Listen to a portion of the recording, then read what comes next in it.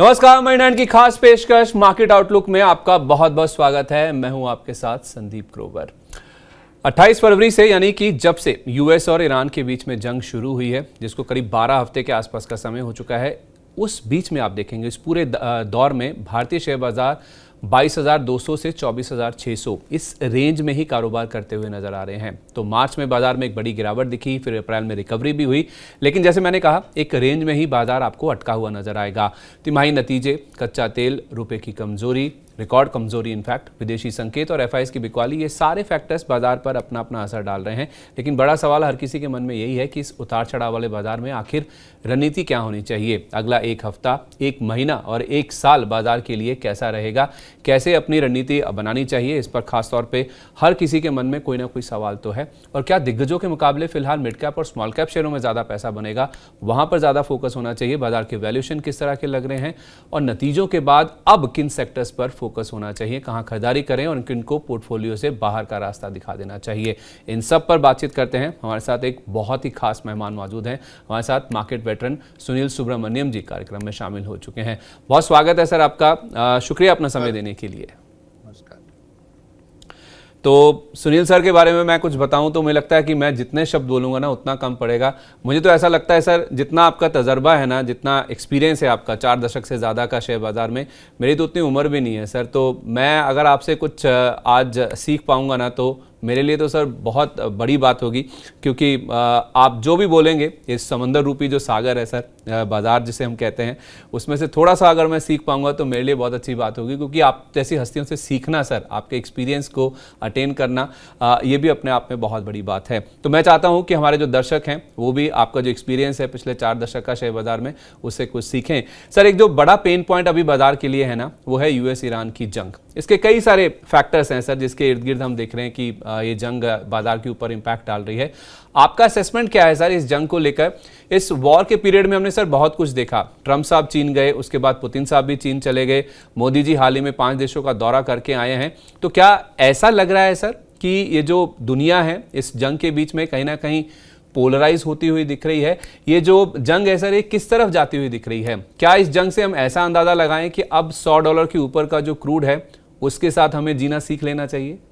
मैं कह रहा हूँ आपके बहुत से सवाल आपने पूछे। तो देखिए, मैं लास्ट सवाल से शुरू करता हूँ कि $100 का क्रूड क्या हमें कुछ दिन तक इसका क्या कहते हैं, प्रिपेयर्ड रहना है कि ऐसे ही रहेगी? बिल्कुल। क्योंकि वॉर एक तो चीज़ है कि ब्रेंट क्रूड की जाम तो दिखती है आपको, $100 की बात है, वो फ्यूचर का जाम है, जुलाई की डिलीवरी का जाम है। और शॉर्ट टर्म में तो उससे भी ज़्यादा है, because insurance cost, transport cost, ये सब स्पॉट के लिए और भी ज़्यादा है।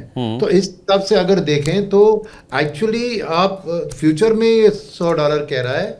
और खबर जो आ रही है कि वॉर का रियल असर पड़ा है बहुत से मैन्युफैक्चरिंग फैसिलिटीज़ पे।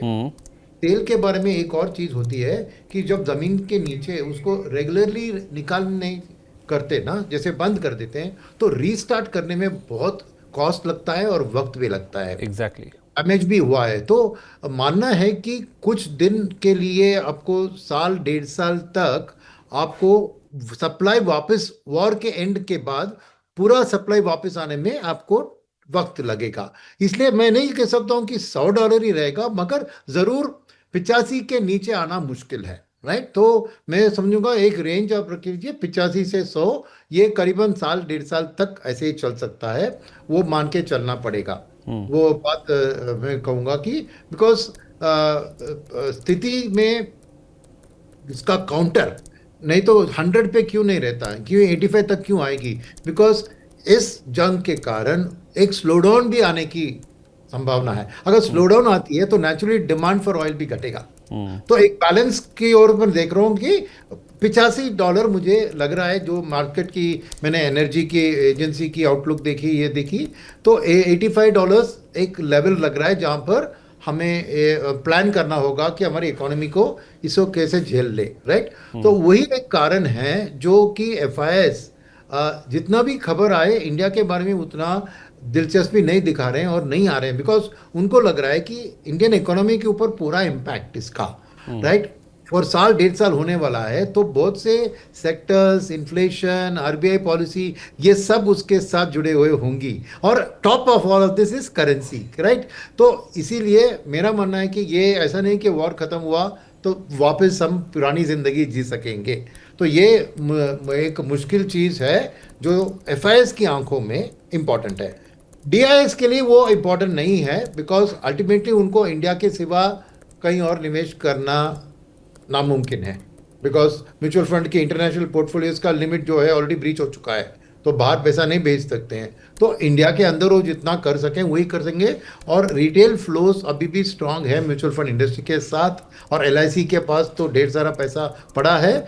तो मेरा मानना है कि domestic buying regardless of the oil price चलती रहेगी। तो एफआई का दबाव चलता रहेगा और डोमेस्टिक का बाइंग चलती रहेगी, मगर मार्केट इसीलिए एक रेंज में ही कुछ दिनों के लिए घूमेगा। जितना भी आप वैल्यूएशन की बात करें, सब चीज़ की बात करें, अल्टीमेटली उतना एफआईएस की वापसी के लिए बहुत सारी चीज़ें होने की ज़रूरत है। हमारी वैल्यूएशंस को करेक्ट होना है, फिर हमारी एआई के बारे में हमारी रेडीनेस को दिखाना है एफआईएस को कि हम कुछ स्टेप्स ले रहे हैं उसके बारे में, जो कि वो अभी तक कन्विंस नहीं है। और तीसरी बात है कि इंडिया के आउटलुक। तो मैं मानता हूं कि आपको थोड़ा सावधान रहना चाहिए in terms of expecting a strong bounce back in the market, right. अब पोलराइजेशन की बात कही, मैं कोई पोलराइजेशन नहीं देख रहा हूं, बिकॉज इंडिया के बारे में सोचे तो सबके साथ हम बातचीत कर रहे हैं। कोई हमारा दुश्मन नहीं है सिवाय हमारे जो लेफ्ट में है, वेस्टर्न साइड में है। उसके सिवा हमारे पास कोई दुश्मन नहीं है। देख लीजिए आप कि हम ईरान से बातचीत करते हैं, हम इसराइल से भी बातचीत करते हैं, हम यूएस से भी बातचीत करते हैं, रशिया से भी बातचीत करते हैं। चाइना से थोड़ी देर के लिए गालवान के कारण नहीं कर रहे थे भाई, अभी वहाँ पे रास्ता खुलते हुए दिख रहा है, इंक्रीजिंग ट्रैवल हो रही है, रिलैक्सेशन हो रही है। तो एंड इवन देखिए मालदीव्स और बांग्लादेश, दो देश ने एंटी इंडिया स्टांस बहुत स्ट्रांगली अपनाया था, उनके साथ भी हमारा वार्तालाप ठीक है। तो इंडिया में कहूँगा जो वसुधैव कुटुंबकम की बात होती है, हम सचमुच एक न्यूट्रल, जो पहले नॉन अलाइंड मूवमेंट कैसे थे, हम अभी टोटली अलाइंड मूवमेंट है, यानी सबके साथ हम बातचीत करते हैं। तो इसीलिए हमारे लिए मैं मानता हूं कि कोई ये वर्ल्ड का जो पोलराइजेशन है वो हमारे लिए कुछ फर्क नहीं पड़ता। सेकेंड बात है, आप पोलराइजेशन की बात कर रहे हैं, द सेम ट्रंप जिसने 100% से ज्यादा टैरिफ चाइना के ऊपर लगाए थे, अब उधर जाके बातचीत कर रहा है। मैं नहीं, ये नहीं कहूंगा कि भीख मांग रहा है, मगर जरूर जाके उधर आके उन्होंने पूछा चाइनीज से, बताया कि भैया मेरे अग्री प्रोडक्ट सोया कॉर्न जरा खरीदो, मुझे रायर अर्थ मटेरियल थोड़ा दे दो। तो ऐसा नहीं है कि पोलराइजेशन के कारण कोई बात से नहीं करता है। उन्होंने पुतिन से भी अलास्का में मिला था ट्रंप। तो मेरा मानना है कि पोलराइजेशन की बात छोड़िए, ये war actually it is a energy producers versus energy importers का पोलराइजेशन, राइट। वो इकोनॉमिक पोलराइजेशन है, पॉलिटिकल पोलराइजेशन नहीं है। क्योंकि प्रोड्यूसर्स में है अमेरिका है, वेनेजुएला है, और of course entire gulf countries है, रशिया है, ये सब एक तरफ क्योंकि उनको लाभ हो रहा है एक तरफ। मगर अमेरिका में डिमांड का इशू हो गया, बिकॉज कंजम्पशन में उनका जो इन्फ्लेशन की बढ़त है वो उन्हें बहुत तंग ला रही है। तो मेरा मानना है कि अमेरिका दोनों है, एक एक्सपोर्टर ऑफ ऑयल भी है, मगर इंटरनेशनल प्राइसेस डोमेस्टिकली इन्फ्लेशन को बढ़ा रहे हैं, तो उनके लिए it's not a good news कि ये वॉर कंटिन्यू हो जाए, राइट। तो तीसरी बात मैं कहूँगा कि एक चीज़ की, मुझे नहीं लगता कि ये वॉर बहुत देर तक चलेगी। मानते हैं कि हर रोज की ट्वीट्स जैसी आती है, ईरान की ओर से कुछ आती है, इधर आती है, लगता नहीं है कि ये कोई ख़त्म होने वाला है। मगर सोच लीजिए, आप थोड़े ठंडे दिमाग से सोचेंगे कि ईरान की इकोनॉमिक सिचुएशन बहुत बहुत ख़राब है, लोग बहुत मुसीबत झेल रहे हैं, और ये इकोनॉमिक ब्लॉकेड से थ्रू ये वॉर अभी लड़ाई जा रही है, वो अल्टीमेटली इस वॉर को सॉल्यूशन में लाएगी। बिकॉज जब तक सोल्जर्स आते हैं, हमने बोला कि हमने 2 प्लेन उड़ा दिया, एक बॉडी बैग आ गया अमेरिका को, तो वो दबाव कंप्लीटली डिफरेंट होता है। और ईरान के लिए भी वो एक मजहब का झगड़ा होता है, मगर इकोनॉमिक झगड़ा का मजहब आती है उसमें, रोटी खाना तो चाहिए। तो ये इकोनॉमिक ब्लॉकेड से जो अमेरिका ईरान के साथ एक उसकी इकोनॉमी को कंप्लीटली प्रेशर में डाल रही है, उसके कारण मैं मानता हूं कि ईरान कुछ न कुछ मान के वॉर को एंड करने की कोशिश करेगा। और अमेरिका को भी वो ज़रूरी है, बिकॉज डोमेस्टिकली सिचुएशन उनका, डेमोक्रेट्स ऑलरेडी अपोज कर रहे हैं वॉर को, तो वो वापस उधर के कांग्रेस प्लस सेनेट में जाके वॉर के लिए परमिशन नहीं ले सकते। और सेकेंड चीज है कि इलेक्शन है, mid term election, inflation, gas prices बहुत बढ़ गई है, नया फेड की चेयर टेकिंग चार्ज है, मगर वो रेट कट करने के लिए इन्फ्लेशन उसको सपोर्ट देनी चाहिए, नहीं हो रही है। तो अमेरिका के लिए भी ये वॉर को, स्पेशली हॉर्मुज स्ट्रेट वाली जो इश्यूज है उसको जल्दी से बंद करके थोड़ा बहुत, जैसे मैंने कहा $100, 105 से 85 तक आ गए तो इन्फ्लेशन में राहत मिल जाएगी, तो वो भी सॉल्यूशन के लिए तैयार होंगे। मगर क्या है कि दोनों को विन विन एक्सट्रैक्ट करना है इस डील से। वो दिखावा में भी हो सकता है मगर चाहिए, तो अमेरिका के लिए वो हो गया है यूरेनियम का एनरिचमेंट और न्यूक्लियर कैपेबिलिटी ऑफ बॉम्बिंग। शायद अमेरिका इज ओके विथ वो एनर्जी के लिए पीसफुल न्यूक्लियर करें तो ठीक है, but with checks and balances. Iran के लिए भी वो, उनके लिए क्या है कि अगर उन्होंने न्यूक्लियर का कैपेबिलिटी पूरा दे दिया तो फिर दे विल फील एक्सपोज कि कभी भी कोई देश हमें अटैक कर सकता है। ये एक डिटरेंट है, न्यूक्लियर डिटरेंट है। तो एक सॉल्यूशन ढूंढने में ही वक्त लग रहा है उसमें, और आप हैरान हो जाएंगे कि सडनली एक दिन ये सॉल्व हो जाएगा, मगर वो दिन कब आएगा ये मत पूछिए। राइट, मैं क्यों ये बता रहा हूं कि जो जियोपॉलिटिक्स की सिचुएशन के कारण जो भी दबाव है वो हट जाएगी, मगर तेल का मामला कुछ दिनों के लिए रहेगा हमारे साथ, उतनी आसानी से नहीं जाएगी वो। इसीलिए जो प्राइम मिनिस्टर मोदी जी की भाषण थी उसे हमें सीरियसली लेना चाहिए कि डेफिनेटली देश की अर्थव्यवस्था थोड़ी बहुत मुसीबत में है। ग्रोथ की उतनी ज़्यादा फिक्र नहीं है मुझे, ग्रोथ 1% भी कम हो जाए, 6.5 से 5.5 भी हो जाए ठीक है, फिर भी हम among the fastest growing countries in the world होंगे। वो बात नहीं है कि ये ग्रोथ के बेसिस के ऊपर बहुत सारे प्रोमिसेस, बहुत सारी सिचुएशंस बेंड हुए हैं। अगर 6.5 से 5.5 ग्रोथ आ गया तो जिन्होंने भी FIS ने 6.5 का ग्रोथ 8 जाते हुए निवेश किया 3 साल पहले, 4 साल पहले, उनको लगेगी क्या अभी हमें इंडिया एलोकेशन रिविजिट करना है, क्योंकि ग्रोथ अल्टीमेटली PE ग्रोथ के ऊपर वो निवेश कर रहे हैं। राइट, तो डेफिनेटली ग्रोथ में इंपैक्ट होगा, मगर इतना नहीं कि जितना ये ऑयल प्राइस से अभी 3 रुपये बढ़ाया, फिर और उसके और एक दिन 1 रुपया बढ़ाया, ऑलरेडी देश की जनता अप इन आर्म्स है। तो ये गवर्नमेंट कैसे मैनेज करने वाली है बाकी का जो इंक्रीज है। अब लोग कह रहे हैं कि अरे पहले जब गिरा था आपको पास ऑन नहीं किया, अभी ऑब्जर्व करो। ये कहना आसान है और सही भी लगेगा बहुत लोगों को, मैं मना नहीं कर रहा हूँ, मगर वो उस दिन स्वाहा हो गया ना, इस साल में वो हुआ था, उस दिन का हो गया। IOC और BPCL ने डिविडेंड दे दिया गवर्नमेंट को, गवर्नमेंट ने उसको अपना फिस्कल डिफिसिट को मैनेज करके खर्चा करना है कर दिया, पैसा कहीं पड़ा नहीं है, खजाना में नहीं है कि दे के उसको यूज करें। तो इस साल के लिए डेफिनेटली फिस्कल सिचुएशन में मुसीबत है, बिकॉज इसके ऊपर ज्यादा पेट्रोल प्राइस की hike based on the reaction जो आया है, पहले 3 रुपए का हाइक है, मैं ज्यादा वो कर नहीं पाएंगे। 1 आध रुपये हो गया बस, उसके बाद कितना डिफरेंस है, 65 से $70 का था हमारा एवरेजिंग परचेसिंग कॉस्ट, 100 से 105 माने $40।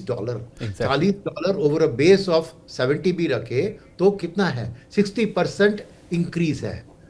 तो डेफिनेटली हम IOC और इनको कह सकते हैं, बट अल्टीमेटली IOC भी गवर्नमेंट ही है, पब्लिक सेक्टर कंपनी है, मेजॉरिटी ओनरशिप गवर्नमेंट के पास है, और अगर वो प्रॉफिट बनाते हैं तो डिविडेंड देते हैं गवर्नमेंट को, प्रॉफिट नहीं बनाएंगे तो डिविडेंड कम कराएंगे तो गवर्नमेंट की फिस्कली अफेक्ट होगी। तो ultimately it all boils down कि सेंट्रल गवर्नमेंट के लिए अब बहुत टफ डिसीजंस सामने हैं इन टर्म्स ऑफ के कहाँ इस साल को क्या फिस्कल डेफिसिट को 4.4 का प्रॉमिस किया, उसको 4.5 तक लेके जाएंगे, तो रेटिंग एजेंसीज की क्या रिस्पॉन्स होगी उसको भी उन्हें फैक्टर करना होगा, नंबर 1। नंबर 2, नहीं तो क्या अमीर लोगों के ऊपर और भी एक टैक्स, पेट्रोल सेस लगा देंगे, तो रॉब द रिच टू पे द पुअर कहते हैं, वैसे की तरह उनसे उठा लो और फिस्कल डेफिसिट को मैनेज करो, तो वो एक चीज़ है। तीसरी बात यह है कि अपनी जो क्या कहते हैं उसको, कैपेक्स के निवेश को कट करके फिस्कल डेफिसिट को करने की एक और वो रास्ता है, तो वो मल्टीप्लायर इफेक्ट इकोनॉमी में चला जाएगा, तो उससे GDP ग्रोथ और भी घटेगी। राइट? तो it's not an easy answer. अंग्रेजी में कहते हैं choose between a rock and a hard place. दोनों हार्ड है। तो टफ डिसीजन मेकिंग का टाइम है। मैंने सोचा कल की जो कैबिनेट की बैठक थी उससे कुछ आएगा, कुछ खबर कुछ आई नहीं है, मगर जरूर चिंतक की विषय बहुत अभी सामने गंभीर है। और मोदी जी का भाषण उस गंभीरता को कन्वे करने का था, मगर अगर उसके बाद वो 3 रुपए नहीं बनाते और खाली गंभीरता से चुप रहते तो ठीक होता। मेरे ख्याल में करना था तो 10-15 रुपए करना था। तो कितना विष है पी लो। खराब है, देश को बिल्कुल पसंद नहीं आएगा, मोर्चा होंगे, रोड में होंगे, सब ठीक है, मगर ना इधर का ना उधर का ना। खाली 3 रुपए करके ना फिजिकल सिचुएशन को आपने एड्रेस किया है, और ना कि जनता आपको कंफर्ट दे रही है या खाली 3 रुपया। इंडिया को 50 रुपए का इफेक्ट आ रहा है, हम खाली 3 रुपया झेल रहे हैं, देश के लिए हमने कर दिया, ऐसा फीलिंग भी नहीं है। तो सिचुएशन इतना आसान नहीं है। तो टाइटनिंग द बेल्ट्स, ऑलरेडी आपने देखा कि बैंक्स और पब्लिक सेक्टर बैंक्स और सब ने वर्क फ्रॉम होम की शुरुआत की है। सो डेफिनेटली हमें पेट्रोल एंड डीजल कंजम्पशन को कम करना होगा, वो एक चीज़ है, और सबकी इसमें सपोर्ट चाहिए। जैसे करेंगे एज अ वॉलंटरी एक्सरसाइज करना चाहिए, क्योंकि ये नियम के थ्रू होगा तो और भी बैकलैश होगी ना। तो सिचुएशन आसान नहीं है इसमें। आप सोच रहे हैं कि क्या इतना बैरिश बोल रहे हैं, कब नेगेटिव बोल रहे हैं सुनील सर, मगर पॉजिटिव क्या है कि अभी तक क्योंकि खाली 3 रुपए बढ़ाया है और उसके पहले बढ़ाया नहीं था, तो बाकी देश के माफिक तो हमारे आम जनता को हमने इस वॉर का पूरा इम्पैक्ट आने नहीं दिया है, और खास करके इन्वेस्टर सेगमेंट को भी ये महसूस नहीं हो रहा है। तो हर महीने एसआईपी बुक टिक के रहा है, आपका फ्लोस भी ठीक है म्यूचुअल फंड में, retail participation in the market through direct equities F&O भी अच्छा चल रहा है, कोई दिक्कत नहीं है। यानी देश की जनता को अभी कोई एक पैनिक सिचुएशन नहीं है as far as stock market is concern. Similarly consumption की ओर भी देखे तो रूरल कंजम्पशन में भी रिवाइवल दिख रहा है, ऑटो के सेल्स अच्छे आए हैं, वो भी अच्छे दिख रहा है। तो कोई जनरल इकोनॉमी में एक नेगेटिव फीलिंग अभी तक नहीं आई है, वो पॉजिटिव है। और कैश भी है DIS के पास, जैसे मैंने LIC का जिक्र किया, और म्यूचुअल फंड्स के पास। तो मार्केट को एक बाइंग सपोर्ट, ज्यादा करेक्शन से प्रोटेक्ट करने के लिए पैसा है, मगर ग्रोथ आना है तो FIS की वापसी जरूरी है। सर आपने सर काफी सारे कंसर्न्स हाईलाइट किए हैं। एक कंसर्न उसमें जो सबसे बड़ा कंसर्न है ना, जिसको शायद बहुत पहले एड्रेस करने की जरूरत है, वो है गिरता रुपया। ऑलमोस्ट हमने 97 तक का लेवल देख लिया। इससे होता क्या है ना, दोहरी मार पड़ती है। कच्चा तेल महंगा है, हमें इंपोर्ट करना है, लेकिन अगर रुपया कमजोर हुआ तो डॉलर के सामने हमें भुगतान भी ज्यादा करना पड़ेगा। तो उस हिसाब से सर ये जो इकोनॉमी के ऊपर मार है, या फिर जो शेयर बाजार के हिसाब से देखा जाए, आपने कहा कि सरकार ने इसका असर आने नहीं दिया है, तो क्या हम मान के चलें कि अगर सरकार असर नहीं आने दे रही है तो ये बाजार में, इकोनॉमी में डिस्काउंटेड है? नहीं, आपके सवाल मैंने समझा नहीं। आप कह रहे हैं कि क्या इकोनॉमी में क्या डिस्काउंटेड है? शेयर बाजार में सर, अगर बाजार के ऊपर सरकार इसका असर नहीं आने दे रही है, तो अगर सरकार असर नहीं आने देगी तो क्या मान के चलें कि बाजार इस चीज से निकल जाएगा फिर बिना नेगेटिव रिएक्शन दिए? नहीं, देखिए, आप इस कंप्लीटली सरकार के हाथ में नहीं है ना। सरकार पहले चीज है, उनको मार्केट के बारे में सोचते नहीं है। सरकार को मार्केट से कुछ लेना देना नहीं है, वो मार्केट को एक स्टेक होल्डर ही नहीं समझते, ठीक है। उनके लिए वोटिंग पब्लिक ही स्टेक होल्डर है, ठीक है। बाकी सब कुछ छोड़िए। अभी अगले साल है यूपी इलेक्शन और पंजाब में इलेक्शन ना, तो वोट, उधर का वोट ही इंपॉर्टेंट है। तो कम से कम सर, रुपए को रोकथाम के लिए, रुपए की कमजोरी को अरेस्ट करने के लिए, उसके लिए तो कुछ कदम आ सकते हैं? बिल्कुल नहीं, बिकॉज रुपए भी कंप्लीटली हमारे कंट्रोल में नहीं है, क्योंकि RBI का जो है $700 बिलियन 11 महीने का इंपोर्ट को कवर कर रहा है आज, बट वो उसमें से ज्यादा $100 बिलियन से ज्यादा वो इस्तेमाल नहीं कर सकती है रुपये को डिफेंड करने में। सेकेंड बात जो है, अगर तेल बढ़ गया है जिसका 85% हम इंपोर्ट करते हैं, अगर गोल्ड भी बढ़ रहा है जिसका 100% ऑलमोस्ट हम इंपोर्ट करते हैं, और अगर आपको फिस्कल डेफिसिट में स्लिपेज होने वाला है, और अगर इन्फ्लेशन बढ़ने वाली है और डोमेस्टिक इंटरेस्ट रेट्स बढ़ने वाले हैं, ये जब स्थिति है जो होने वाली है, राइट, थोड़ा फिस्कल में आएगा, थोड़ा इसमें आएगा, तो उस चीज के कारण रुपी को वीकन होना ही है। आप कोई भी उसको प्रिवेंट नहीं कर सकता है। हम्म। देखिए, जब रुपी 92 से 94 95 की ओर गया तो आरबीआई ने एडमिनिस्ट्रेटिवली बहुत सारे बैंक के ऊपर ये वो चीज करके उसको इमीडिएटली कंट्रोल किया, राइट? हम्म। क्योंकि वो स्पेकुलेटिव कारण के कारण रुपी और भी वीकन हो रहा था। ओके, पर उसके बाद देखिए अभी आसानी से पहुंच गया 96, आसानी से पहुंच गया। बिकॉज आरबीआई कोई लेवल को टारगेट नहीं करती है। आरबीआई एक एक जो कहते हैं ना स्पेकुलेटिव एक्शन जिसके हम्म। कारण रुपए गिर रहा है उसको प्रिवेंट करेगी। हम्म। सेकंड, अधिक वॉलेटिलिटी से प्रिवेंट करेगी, क्योंकि उनका है stable currency but not strong currency. देखिए, स्ट्रांग और वीक है रिलेटिव। अगर यूएस में इंटरेस्ट रेट्स बढ़े हैं तो हमारी भी इंटरेस्ट रेट्स बढ़ेगी, तो हमारी भी करेंसी के ऊपर दबाव आएगा। हम्म। तो इश्यू क्या है कि रुपए का लेवल कोई प्रेडिक्ट नहीं कर सकता, कोई कंट्रोल नहीं कर सकता, बिकॉज उतना पैसा हमारे पास नहीं है। तो अगर सर सरकार कोई फैसला तो नहीं, सॉरी टू इंटरप्ट यू, अगर सरकार कोई फैसला नहीं लेगी सर, तो क्या आरबीआई से कोई मूव आ सकता है? क्योंकि आप कह रहे हैं कि हमारी जो फिस्कल पोजीशनिंग है वो वीक होगी, रुपया कमजोर हो ही रहा है, महंगाई बढ़ेगी, तो क्या मान के चलें फिर आरबीआई अगर या फिर सरकार रुपए को टारगेट नहीं करेगी तो क्या फिर यहाँ से ब्याज दरें बढ़ सकती हैं? क्योंकि जैसी बातचीत होने लगी, क्योंकि रेट कट का सिलसिला तो मान के चलने खत्म ही हो गया, तो क्या यहाँ से हम तैयारी कर लें, बकल अप कर लें रेट हाइक्स के लिए?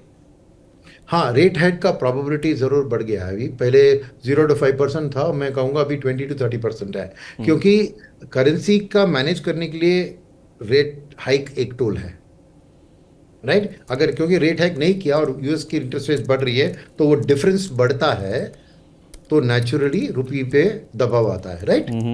तो रेट हाइक एक टूल है जिससे वो करेंसी का अधिक डिप्रिसिएशन को कंट्रोल कर सकते हैं, मगर उससे ग्रोथ के ऊपर नेगेटिव असर आएगा और उसके कारण इन्फ्लेशन के ऊपर कुछ असर नहीं आएगा। बिकॉज ये इन्फ्लेशन की बढ़त दो चीज के कारण है। एक है इंटरनेशनल तेल प्राइस की बढ़त, जिसमें हमारा रेट हाइक या कट कुछ इंपैक्ट नहीं करेगा। दूसरा है गोल्ड की प्राइसेस, जो भी इंटरनेशनली फिक्स होती है और करेंसी का डिप्रिसिएशन उसमें आके उसको ये इफेक्ट है। और तीसरा है मॉनसून, जो भी के कंट्रोल में नहीं है। तो फूड इन्फ्लेशन का कंट्रोल एल नीनो के हाथ में है। जो हवा आती है, एल नीनो क्या करती है।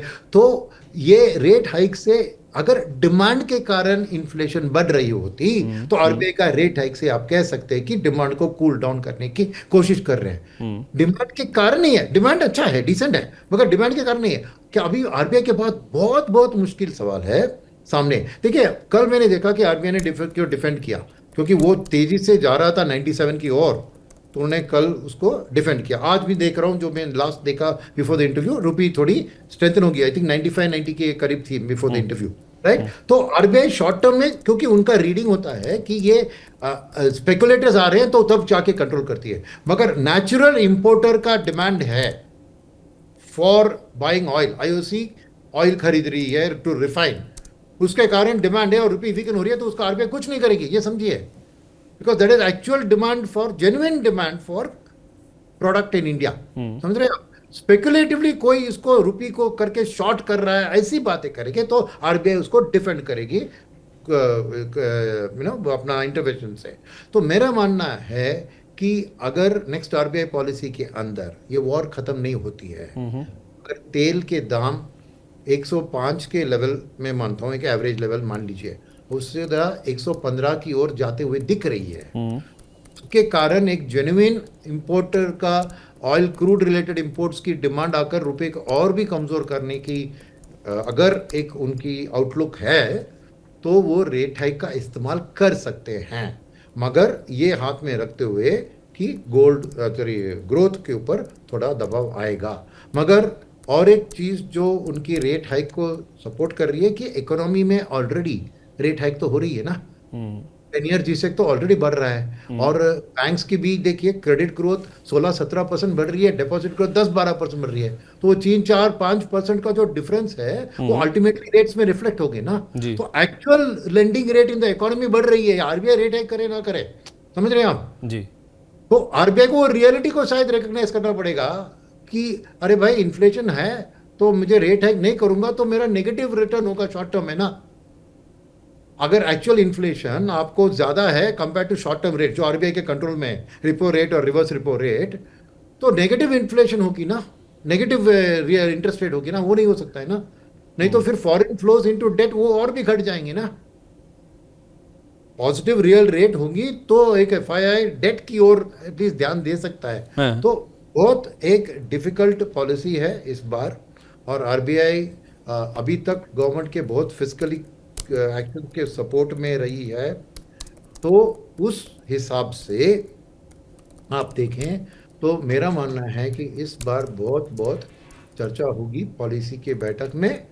और मार्केट के लिए वो एक बहुत क्लियर डायरेक्शन होगा, बिकॉज रेट हाइक होगी तो बिल्कुल मार्केट को पसंद नहीं होगा। तो वो एक रेट सेंसिटिव सेक्टर के ऊपर दबाव आ सकता है।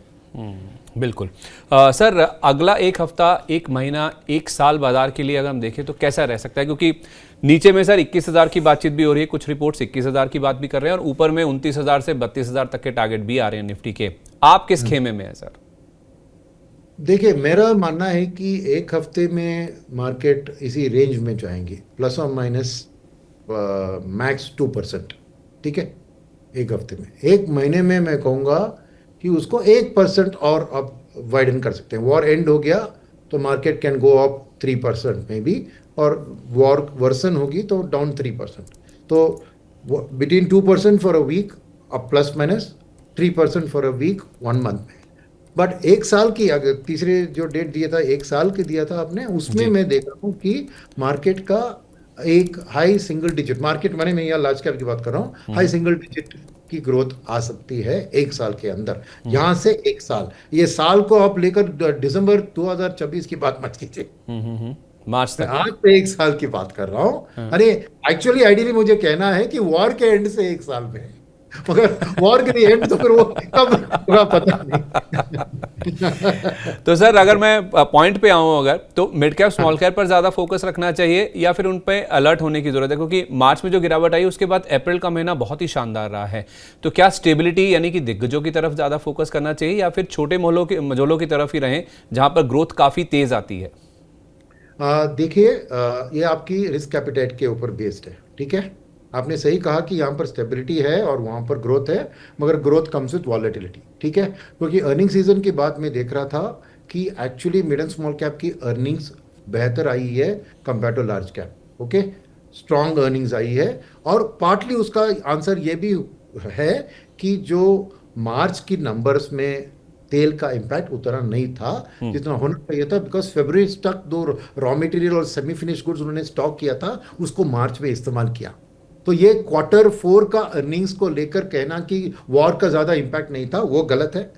तो Q1 में ही आपको दिखेगा कैसा है ओवरऑल मार्केट में ये क्रूड रिलेटेड स्पाइक का इम्पैक्ट। राइट, तो बट अब की जो अर्निंग्स दिख रहे हैं Q4 के, उसमें clearly mid small micro caps ने आउट परफॉर्म किया है लार्ज कैप्स को। उसके बारे में मेरे डाउट ही नहीं है, बिकॉज मैं देख रहा था कि लार्ज कैप का प्रॉफिट ग्रोथ करीबन 10% है, मिड कैप का 30% है, स्मॉल कैप का 36% है, और माइक्रो कैप का 42% है। तो इसके कारण क्या हुआ है, इस बेसिस पे आज मार्केट ने फॉरवर्ड पीई को घटा दिया।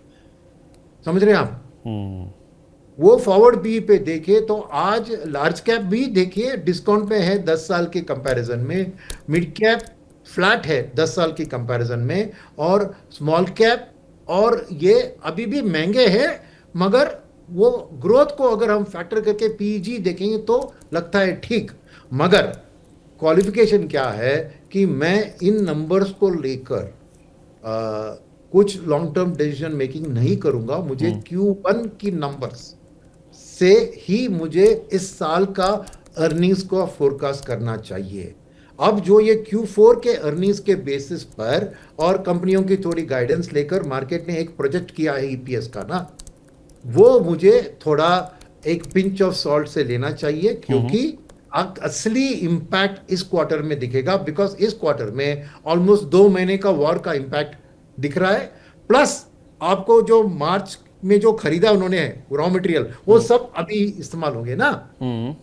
Q1 रिजल्ट्स देखने के बाद हम जज कर सकते हैं कि वेदर क्रूड रिलेटेड सेक्टर्स में बहुत दबाव आया है, और जुलाई 10th के बाद ही रिजल्ट्स आएंगी, तो तब आपको पता लगेगा कि वॉर अभी भी चालू है कि नहीं, क्योंकि आज से अभी ऑलमोस्ट 2 महीने बाकी है ना नेक्स्ट सीजन में। तो 2 महीने में कुछ भयंकर चेंजेस हो सकते हैं ना, वॉर खत्म हो सकता है, ये हो सकता है, तो ये भी स्थिति आ सकती है। सुन लीजिए मुझे कि Q1 के अर्निंग्स बहुत खराब है जी, ठीक है, मगर वॉर का एंड हो गया, तो मार्केट उस Q1 के अर्निंग्स को इग्नोर करके आगे की सोच के लेकर मार्केट को और बढ़ा सकती है।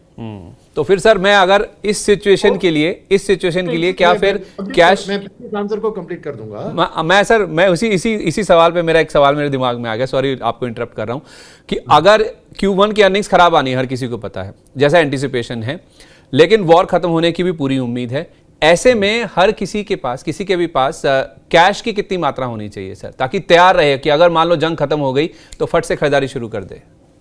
मैं कहूंगा कि एटलीस्ट 25 to 30% आप कैश तैयार रखिए, बिकॉज मार्केट को डायरेक्शन आज मिल नहीं रहा है, ठीक है।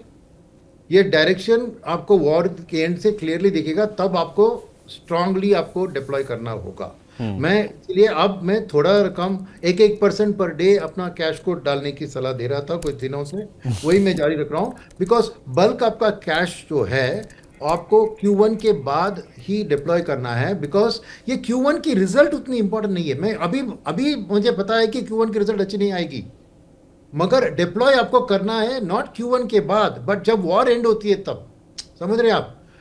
और दूसरी बात है, मैं अभी तक खाली अर्निंग्स की बात किया, मेरा कहना यह भी है कि लिक्विडिटी जो फंड मैनेजर के हाथ में है वो ज्यादातर मिड और स्मॉल कैप का पैसा है।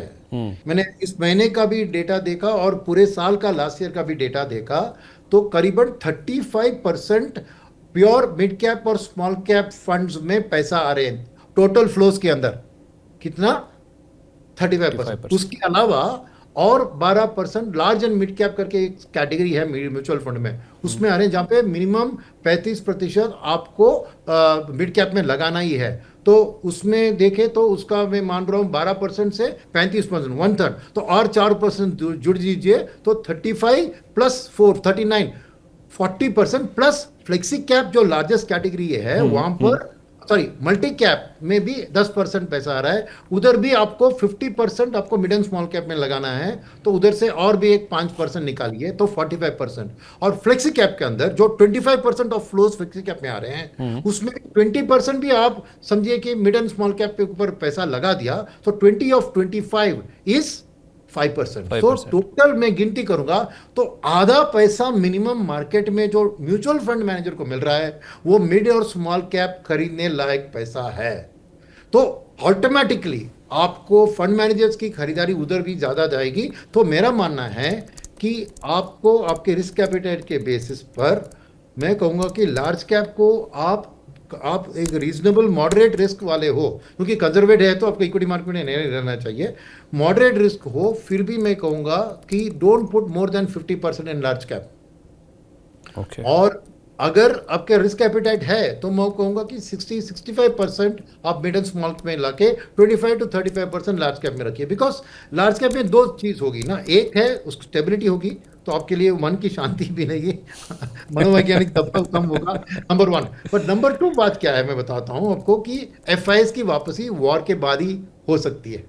जब तक वॉर रहे FIs की बहुत तेजी से वापसी का बिल्कुल चांस नहीं है। ओके, अब FI वॉर खत्म हो गया और FI आ गए तो आप सोचेंगे अरे लार्ज कैप तो दौड़ेगा, मगर रियलिटी वो नहीं है, क्योंकि आज फंड मैनेजर्स ने FI बेचा है उतना लार्ज कैप उन्होंने खरीद के रखा है, स्टॉकअप किया है, राइट, क्योंकि उनको अच्छे स्टॉक सस्ते में मिल रहे थे। जैसे ही वॉर की खत्मी दिख रही है तो वो लार्ज कैप्स को जब FIs खरीदेंगे तो ये अपना लार्ज कैप को उनको ठोक देंगे और उसको डाइवर्ट करेंगे मिड एंड स्मॉल कैप में। तो मेरा मानना है कि वॉर के दी एंड आने से तो आपको mid and small cap, because focus पूरी डोमेस्टिक पे ऊपर आएगी। Of course oil impacted sectors others वो तब बात करते हैं, बिकॉज कितना इंपैक्ट हुआ है ऑयल पे, तो उतना बाउंस बैक भी हो सकता है अगर ऑयल, पर ऑयल का भी मैंने क्या कहा आपको कि 85 से नीचे मैं ज्यादा नहीं देख रहा हूं, बिल्कुल करेक्ट। तो इसीलिए मेरा मानना है कि डोमेस्टिक लिक्विडिटी को देखते हुए, डोमेस्टिक अर्निंग्स ग्रोथ को देखते हुए और वॉर के लिए एंड कभी ना होगा देखते हुए, मेरा ख्याल है कि आपको minimum 50 to 60 70 75% mid and small cap and below उसी लेवल में डालनी चाहिए। बिकॉज स्मेल द मनी, पैसा को चेज कीजिए, पैसा कहाँ जा रहा है उसके पीछे आप रखिए ना, that is the safety for you. ये फ्लोस के कॉम्पोजिशन से आप चुन सकते हैं mid and small cap, because fund manager वही खरीदने वाले हैं। बिल्कुल बस बिल्कुल। लिक्विडिटी को आप ट्रैक कीजिए, दैट्स ऑल। चलिए सर, मेरे पास सवाल तो और भी है लेकिन थोड़ी समय की कमी है। बहुत शुक्रिया आपका, और सबसे इंपॉर्टेंट बात तो आपने लास्ट में कही सर, और बहुत जोर दे के कही है, और इसके ऊपर हमारे दर्शकों को और बाजार को फोकस करने की ज़रूरत भी है। हमेशा की तरह सर, जब भी आपसे मुलाकात होती है बहुत कुछ सीखने को मिलता है। बहुत शुक्रिया अपना कीमती समय आज हमारे साथ शेयर करने के लिए। तो चलिए, ये थे सुनील सुब्रमण्यम साहब जी, जो कह रहे हैं कि फिलहाल कम से कम 50% से लेकर बल्कि 75% तक पैसा अगर आप मिड कैप स्मॉल कैप में लगाएंगे वो आपके लिए ज़्यादा बेटर रहेगा, क्योंकि आपको ग्रोथ को ज़्यादा चेज़ करना चाहिए, क्योंकि किस दिन जंग खत्म हो जाएगी किसी को नहीं पता, और उस दिन जब एफआईज आएंगे आपको मौका नहीं मिलेगा बाजार में पैसा लगाने का। तो अभी मौका है, अभी आप मिड कैप स्मॉल कैप में पूरा पैसा चाहें तो छोड़ सकते हैं। चलिए, इस खास चर्चा को यहीं पे हम वाइंड अप करते हैं। मार्केट आउटलुक की आज की जो सीरीज़ है, जो आज की कड़ी है, उसको हम यहीं पे वाइंड अप करते हैं। मैं आपसे इजाज़त ले रहा हूँ। नमस्कार।